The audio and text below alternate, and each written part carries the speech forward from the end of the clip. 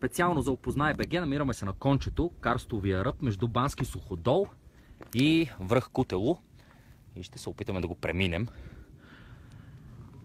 Има хора днес на кончето. Наистина невероятно място. Намира се на 2800 метра. И така, както виждате, от двете страни има пропасти. Въпреки че, за съжаление, заради мъглата трудно може да се види каква е височината. Мисля, че около 300 метра, особено тук, където аз се намирам, вървейки отвъд въжето.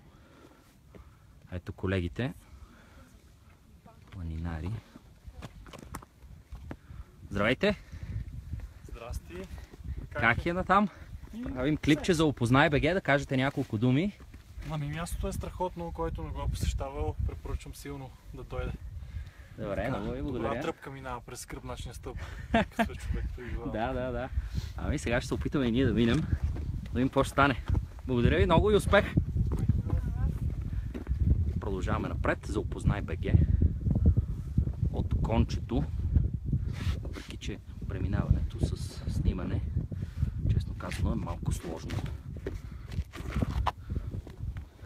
Особено с оглед на факта, че наистина с една ръка е малко трудно. Може би ще е добре да минем от другата страна на въжето. Ето. Значително по-лесно се върви тук. Има и лек ветрец.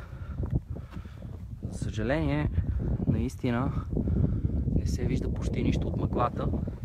В крайна сметка това го прави пък мистично и доста по-различно. Здравейте! Здравейте! Как е натам? Перфектно! Супер! С хубава мъгла. С хубава видимост. Да. Добре. И така продължаваме напред. Както е казал Кобрата. И ние така като него през кончето. Което между другото се казва така, тъй като долу мисля 60-70-те години е нямало тези въжета. И в най-тясната му част така най-добрите алпинисти на България трябва да го обяздват. И заради това оттам съответно карстовия ръб е кръстен на едноименното животно.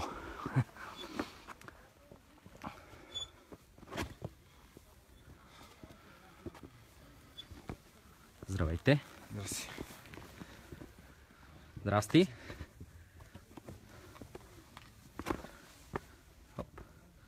Можете ли? Да. Добре.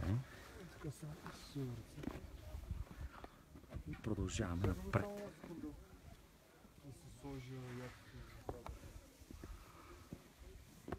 Наистина много красиво място и по така наречената адреналинова пътека, така и казват, пътеката между хижа Яворов и хижа Вихрен или хижа Бандерица. Тук наистина ще ми е трудно с една ръка катеренето.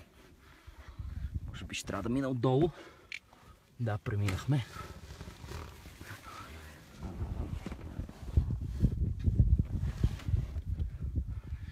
И така.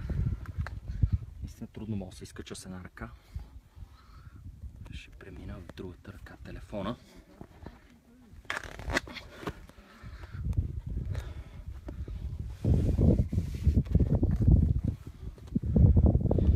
Продължаваме за Опознай БГ напред по карстовия ръб към може би най-тясната му част. Къде са спряли хората? За да се качим до връх Кутело.